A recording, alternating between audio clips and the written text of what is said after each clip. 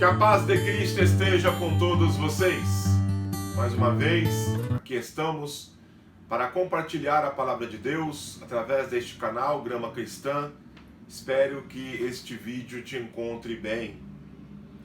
Hoje gostaria de fazer uso da palavra de Deus no Evangelho de Lucas, no capítulo 2, a partir do verso 25. Nós vamos ler até o verso 38. Um trecho um pouco grande. Está escrito: havia em Jerusalém um homem cujo nome era Simeão, e este homem era justo e temente a Deus, esperando a consolação de Israel, e o Espírito Santo estava sobre ele. E fora-lhe revelado pelo Espírito Santo que ele não morreria antes de ter visto o Cristo do Senhor. E, pelo Espírito, foi ao templo, e quando os pais trouxeram o menino Jesus, para com ele procederem segundo o uso da lei, ele, então, tomou-o em seus braços e louvou a Deus e disse: agora, Senhor, podes despedir em paz o teu servo, segundo a tua palavra. Pois já os meus olhos viram a tua salvação, o qual tu preparaste perante a face de todos os povos, luz para iluminar as nações e para a glória do teu povo, Israel. José e Maria se maravilharam das coisas de que ele diziam, que dele se diziam. E Simeão os abençoou e disse a Maria, sua mãe: eis que este é posto para a queda e elevação de muitos em Israel, e para sinal que é contraditado. E uma espada transpassará também a sua própria alma, para que se manifestem os pensamentos de muitos corações. E esta Maria profetiza Ana, filha de Famuel, da tribo de Azer. Esta era já avançada em idade, tinha vivido com o marido 7 anos desde a sua virgindade, e era viúva de quase 84 anos, e não se afastava do templo, servindo a Deus em jejuns e orações de noite e de dia. E sobrevindo na mesma hora, ela dava graças a Deus, e falava dele a todos os que esperavam a redenção em Jerusalém. Amém? Glória a Deus. Hoje eu gostaria de falar um pouco sobre esperança. Este é primeira mensagem que eu gravo desde a morte do meu pai. Eu perdi o meu pai semana passada, e este é o primeiro sermão que eu gravo desde a morte dele. E eu quero aqui dividir um pouquinho da esperança que eu tenho no meu coração com vocês. Eu já preguei nessa mesma passagem aqui no canal, até dividi essa passagem em 2 mensagens, uma para falar só sobre Simeão, outra para falar de Ana. Quem tiver curiosidade pode procurar aí no canal essas 2 mensagens. Mas hoje eu quero, de uma forma bem superficial, apenas tratar do tema da esperança. Depois de muito tempo, depois de muitas promessas e profecias, chegou a hora, a plenitude dos tempos, segundo a própria palavra fala, do Messias aguardado, enfim, nascer. O Messias teve que nascer em um tempo, em uma ocasião, em um lugar, em um contexto histórico, social e político. E o contexto histórico, social, político foi escolhido na Israel daquele século, né? E Jesus, então, o Messias, nasce depois de muitas profecias, depois de muita gente ter morrido na esperança. E Lucas, sempre o bom e velho Lucas, ele, como bom jornalista que ele corre atrás da notícia, e é só ele, dos 4 evangelistas, que tem esse pormenor de ir atrás de fatos que ocorreram na infância de Jesus, e ele acha essas 2 pérolas no nascimento de Jesus, quando Jesus então deve ser ao 8º dia apresentado no templo em Jerusalém. Jesus nasceu em Belém, como é de conhecimento de todos, mas ele deveria ser apresentado no templo de Jerusalém no 8º dia.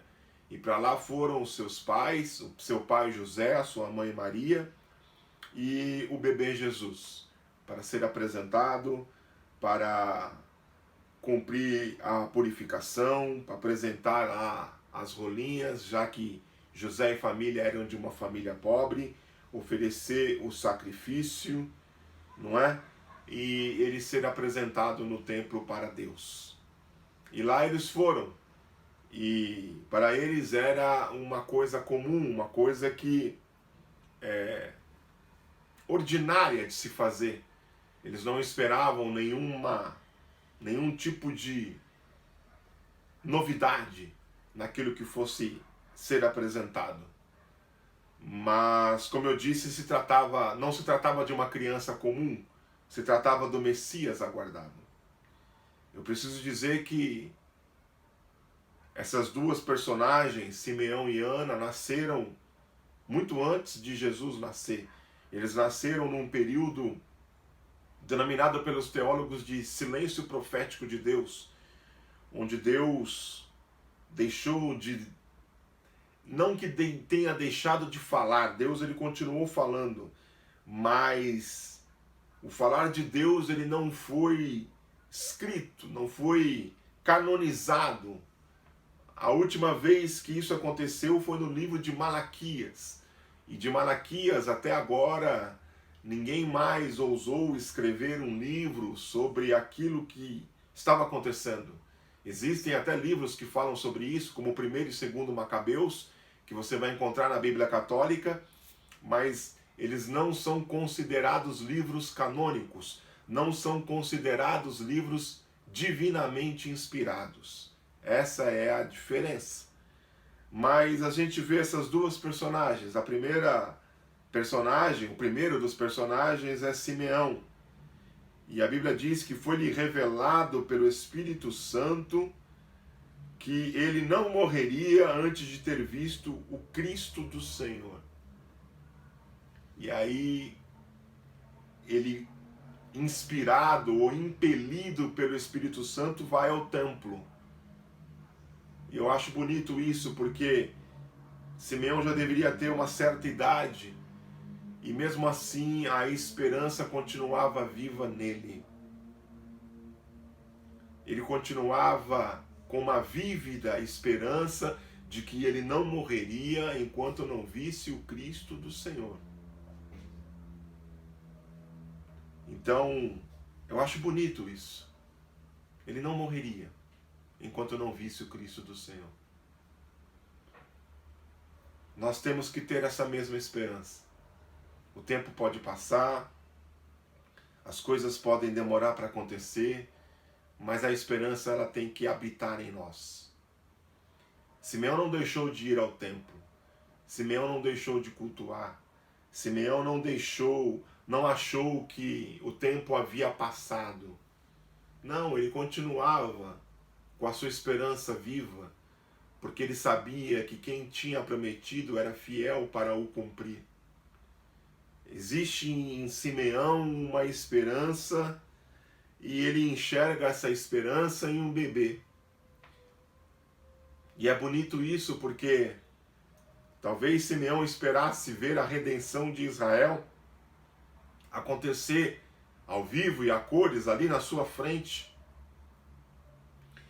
Ele esperasse que o jugo fosse tirado da nação, os pecados fossem expurgados. Mas Simeão sabia, ele era maduro o suficiente para saber que a obra de Deus na vida daquele bebê aconteceria, mas deveria se passar o tempo dos homens para que isso acontecesse. Aquele bebê que ainda era totalmente dependente da mãe e do pai, deveria crescer, deveria aprender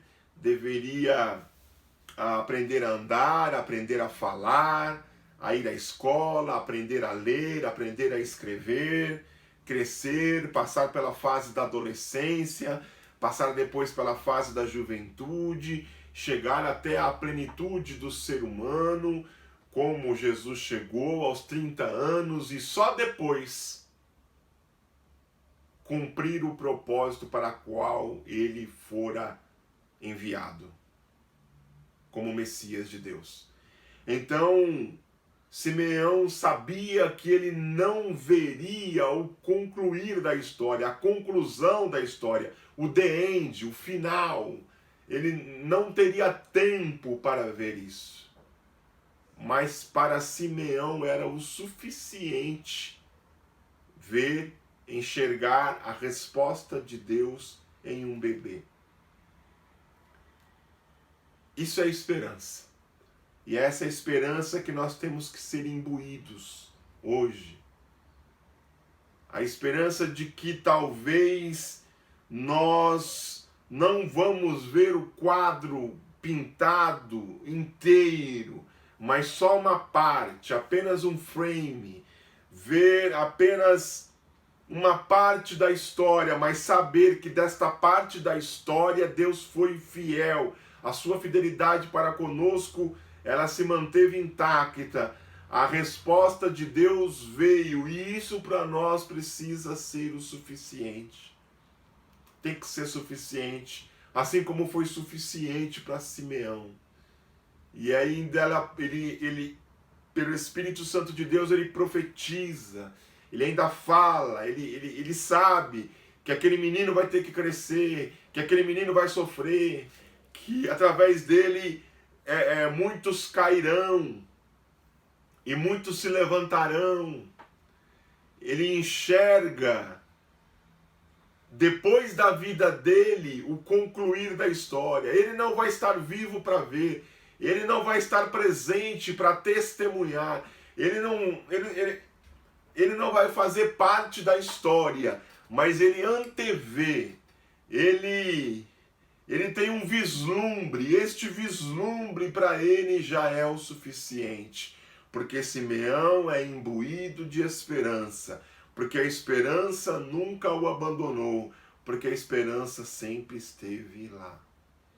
E depois disso, a Bíblia fala de uma profetisa chamada Ana, fala da tribo, fala do pai, e a Bíblia fala que ela era avançada em idade, viúva, viveu apenas 7 anos com seu marido, e desde a morte do seu marido vem mantendo a sua viuvez, e estava com 84 anos de idade, o que para nós hoje já é uma idade avançada, e na época lá no século I, onde Jesus viveu, era avançadíssima. Poucas pessoas morriam com essa idade. E a profetisa Ana está com essa idade. E ela também, a Bíblia diz que ela serve a Deus em jejuns e orações, de noite e de dia. E não cessava de ir ao templo. Não se afastava do templo. E sobrevindo na mesma hora, ou seja, no mesmo instante ali onde Simeão estava falando da sua esperança, e ela dava graças a Deus, e falava dele, ou seja, do menino, da criança, a todos os que esperavam a redenção em Jerusalém. Ela compartilhou a esperança. Ana também sabia que ela não viveria para ver o que Deus haveria de fazer através daquele menino. Ela não viveria para ver. Ela já estava com 84 anos. Já estava fazendo hora extra na terra. Já estava dando ali os seus últimos dias de vida na terra. Mas ela, ainda assim, cheia de esperança, começou a compartilhar. Olha, a esperança veio. A esperança é uma pessoa. A esperança é um menino. Esse menino vai nos livrar. Esse menino vai perdoar os nossos pecados. Um dia, não agora, mas um dia, lá no futuro, daqui a uns anos, nesse caso daqui a 30 anos, Deus vai começar a cumprir aquilo que um dia Ele prometeu. Eu não vou estar aqui para ver. Eu não vou fazer parte dessa história. mas eu estou cheia de esperança, e por isso eu compartilho dessa esperança que eu estou cheia, transbordando com vocês aqui. Simeão e Ana, avançados em idade, mas cheios de esperança, não estão aptos para ver a promessa, enfim, um dia ser concretizada, mas estavam respirando e vendo a promessa ali diante dos seus olhos nascer, estar ali na presença de todos. Nesse dia, que esta esperança possa estar em nossos corações, que nós possamos perder tudo menos a esperança de que aquilo que Deus um dia prometeu irá se cumprir, que nós veremos, ainda que informe, a promessa de Deus nascer em nossas vidas, e de que se um dia nós não estivermos vivos mais para ver a esperança se concretizar, que possamos morrer cheios de esperança, porque vimos apenas um vislumbre da promessa cumprida. Que nós possamos perder tudo, mas não a esperança.